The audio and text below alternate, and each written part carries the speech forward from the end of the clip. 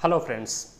अभी लगातार जो अडानी ग्रुप्स का मसला चल रहा है, अडानी ग्रुप्स चर्चे में है।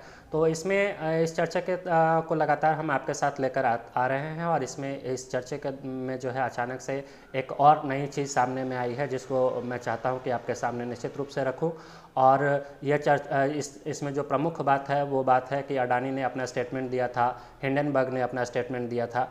अब एमएससीआई के तरफ से भी कुछ खबर आ रही है और उसके अलावे एसबीआई, एलआईसी जो इसमें बड़े निवेशक के रूप में और इनके बड़े लोन प्रोवाइडर के रूप में हैं, उनके भी कुछ स्टेटमेंट्स आ गए हैं। तो निश्चित रूप से मैं इसे आपके सामने रखना चाहता हूं। इससे पहले आप मेरे इस चैनल को सब्सक्राइब कर लें, शेयर कर लें, ताकि मैं और भी जो नई नई खबरें हैं और हमें क्या करना चाहिए, निवेशकों को क्या करना चाहिए, विशेष तौर पर रिटेलर्स को क्या करना चाहिए, वो मैं लेकर आता रहूं।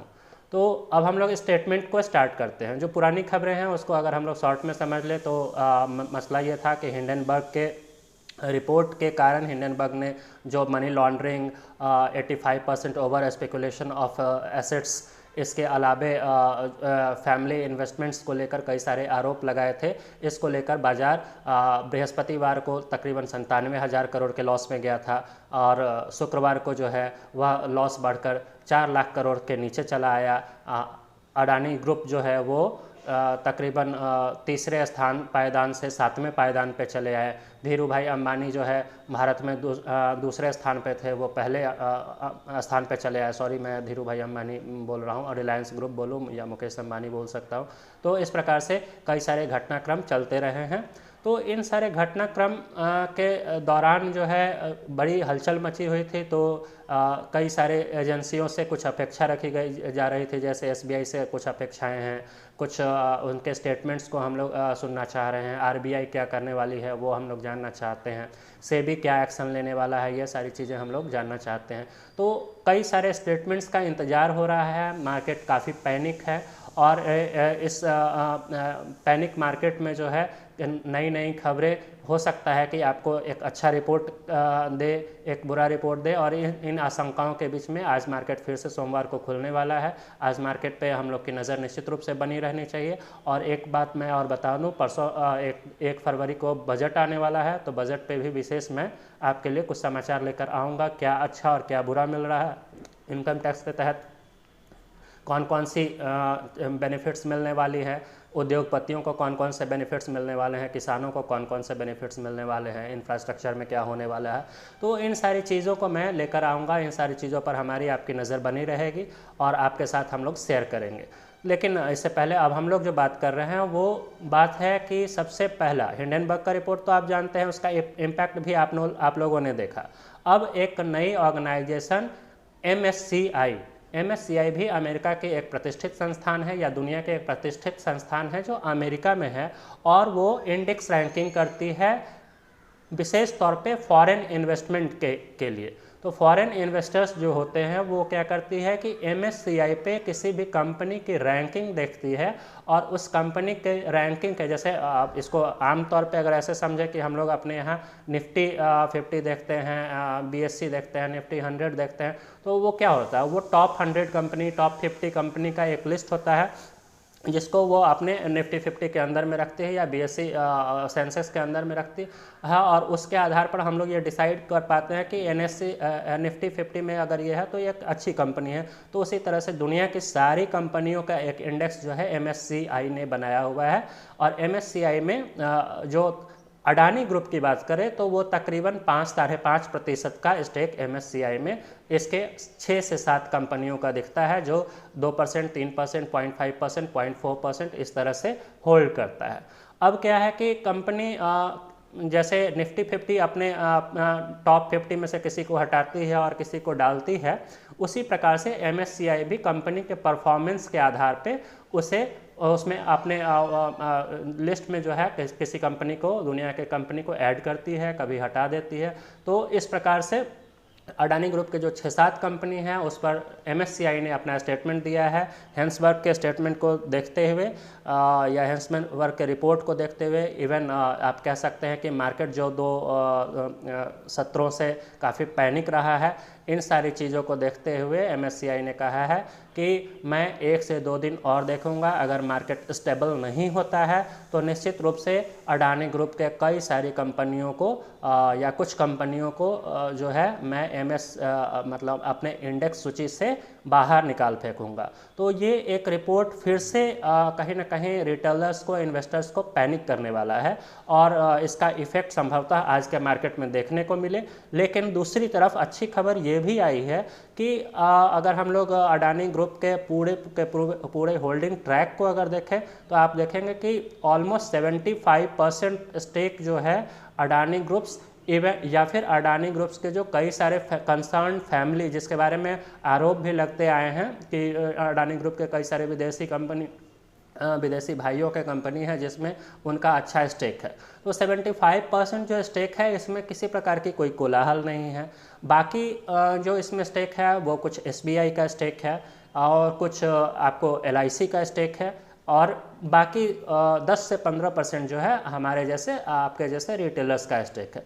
तो जो सबसे ज़्यादा पैनिक में है और सबसे ज़्यादा कोलाहल हो रही है इसी 15% मार्केट में हो रही है। बाकी के सारे मार्केट स्टेबल हैं और इसी घटनाक्रम के बीच में SBI ने अपना स्टेटमेंट दे दिया है। SBI का स्टेटमेंट है कि SBI ने बताया है कि मुझे कंपनी पर पूरा विश्वास है और SBI की तरफ से जो बड़े बड़े लोन्स अडानी ग्रुप को दिए गए हैं वो भी फुल्ली सिक्योर्ड है, सेफ है, इसकी उन्हें किसी प्रकार की कोई चिंता नहीं है।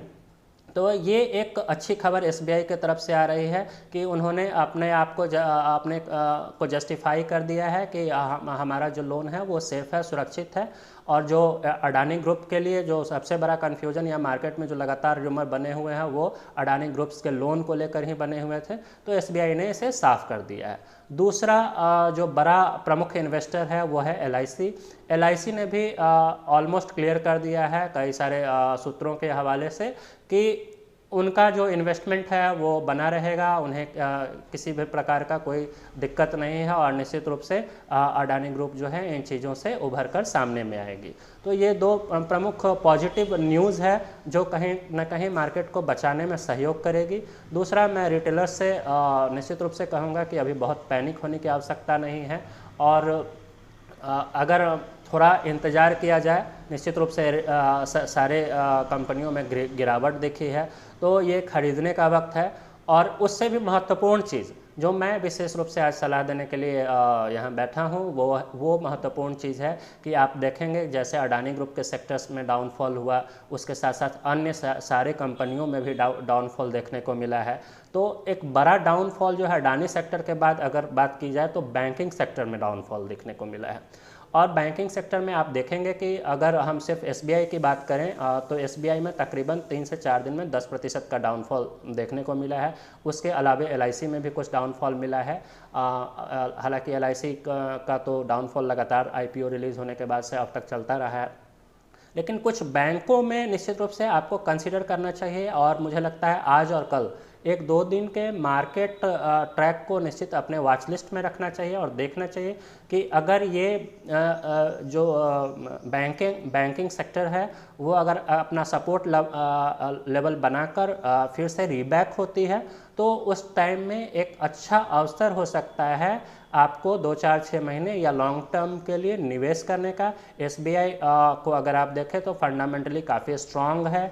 LIC को आप देख सकते हैं, उसके अलावा आप बैंक ऑफ बड़ौदा को देख सकते हैं।